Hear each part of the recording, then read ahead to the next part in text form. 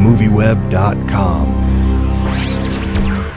Most fun movie I've seen, I think, this year. Oh, wow. And I want to say it's batshit crazy. Do you agree with that term? Or is that a little... Yeah, we committed to making a movie of the Max series comic book, and I think I'm very proud of it. Very proud of it indeed. And it's like, it doesn't try to be something like the Bournes, or it doesn't try to be anything other than what it is. You know, we really committed to doing that for the fans, and the comic book itself is right out there, you know, so, you know, I'm pleased with it.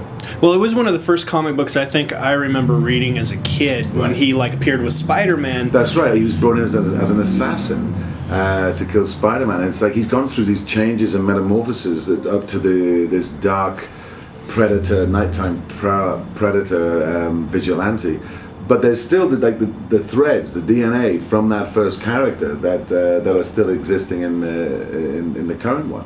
Well, I think what I was going at with that was what blew my mind so much with this is I got it 15 minutes into the movie and I realized the photography in the film has matched up what is in my mind is what I remember reading as a Punisher book, and I was just totally blown away by what the cinematographer did in this film. Was Steve Gaynor and Lexi made I think a hugely bold and courageous commitment to actually use basically what is in the comic books is a 3-color palette in black to white, with the, you know, then you've got the flesh tones.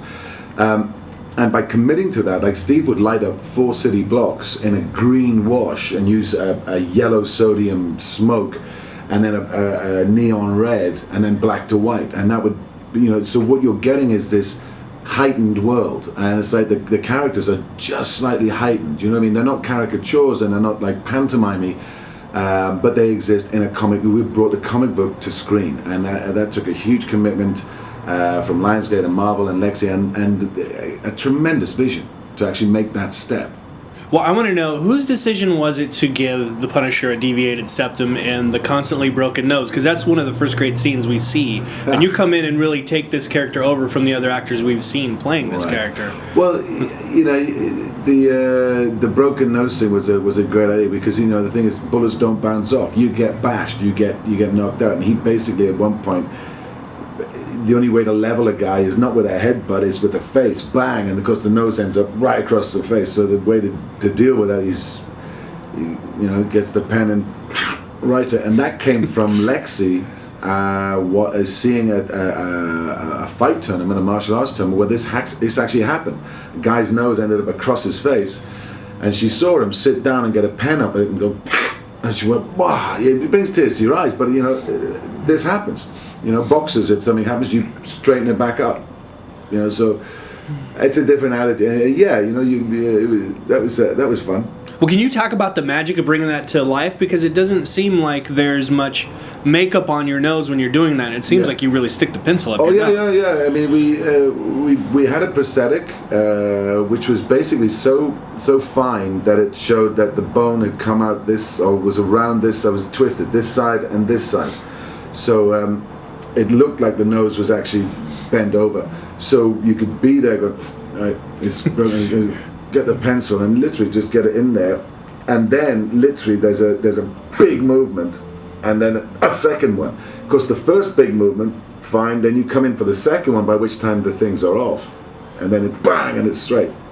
See what I mean? Yeah, it was fun. It was fun. Well, I don't know if you saw Rambo earlier in the year. No, I haven't seen that one yet. That movie, I guess, kind of elevated the on-screen violence to a point where we hadn't seen it yet, and this kind of continues that tradition where it's really more like, it's stylistically violent, but it's kind of violence we haven't really seen to that degree yet. Yeah, and this is the violence that's in the book. I mean, it's a violent film. It's about a violent man doing violent things to violent people, and in a way. But what I love about it is that, coming directly from the Garth Ennis writings, is that he doesn't pull away from what moral issues this raises up, what psychological and emotional cost this brings. And this was a commitment to the script as well, and to the character of Frank, is that, you know, if you water down the violence, you don't get the real issues of what's at stake here. So keeping the violence within the movie as strong, as graphic as what's in the comic book, is a foil for then showing that Frank is in such a dark place. It was one of my issues when I first came to it, actually, that I broached with Lionsgate before I was attached to the project, and I said, you know, this is amazing and da-da-da-da, it's one of the most violent things I've read. But I said, you know, I don't want people to walk out of the cinema wanting to be Frank Castle, right? Yeah. Wanting to be the Punisher. You want to be able to show that he's in such a dark place, that he's made his peace with it. There's no redemption for him. There's no light at the end of the tunnel. There's no like going to be a hero's welcome. He's made his peace with that. He's in such a dark place in a world of pain that you don't want to be him, but you're kind of glad he's there, and you can't wait to see what he does next. You know, and then we've got a character. Then we've got something that can, and he does evolve. But you know, his actions have a cause and effect, and that comes along with the violence. So, you know, there was a lot of commitment to this from everybody involved. What I was going to say is, I remember being 14 or 13, and coming out of a movie like this, I would have been, you know, pretending to be the Punisher. Because you were saying you want people to come away from the movie, Well, but I mean, that's a fun thing for kids. I know, but I think people focus too much on that a little bit. But what I was very keen on is I don't want people to come out, you know, somebody who's like sort of bullied or segregated or disenfranchised and tooling up and wanting to be the Punisher and take out their bad guys, you know, at school or whatever, you know. And it's such a violent film that you know, you don't want to be seen in a way so perpetuating violence, but you've got to commit to it.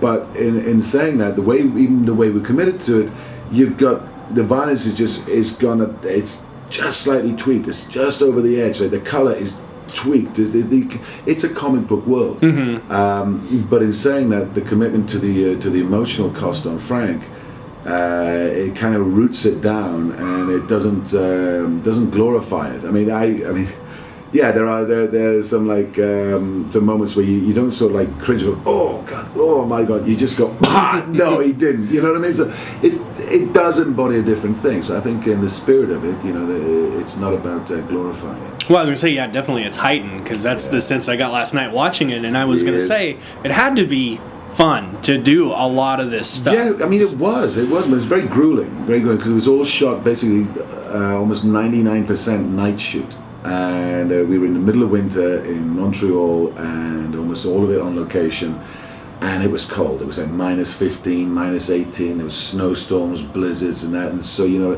and it gets to the wee hours, and you know, you're getting cold, and you've got weapons, you've got to stay focused and attentive.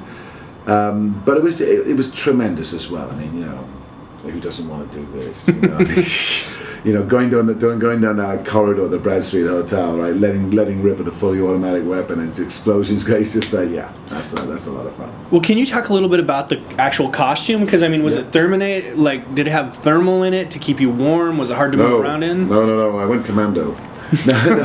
No. I mean, obviously we have. I mean, there are military. There's one.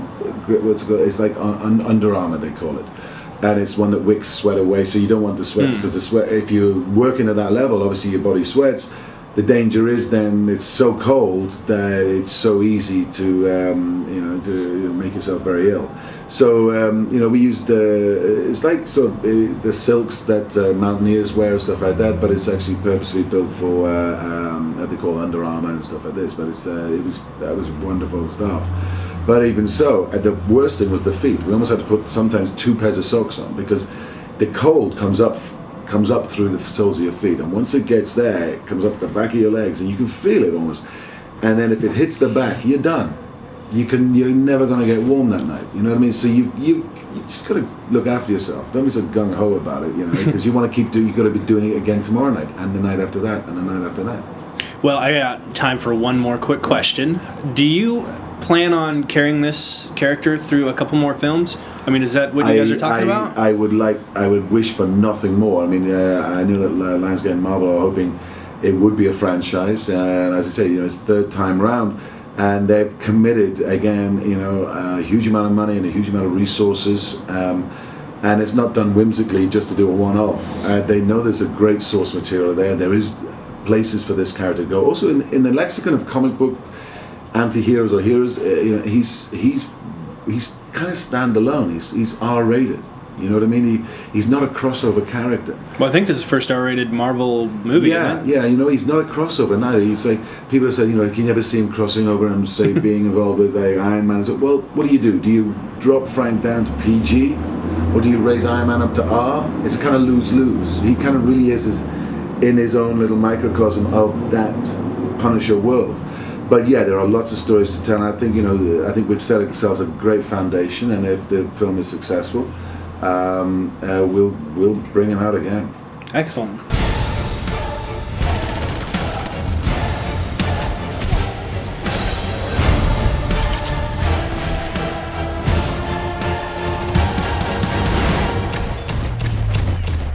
God be with you, Frank. Sometimes I'd like to get my hands on God.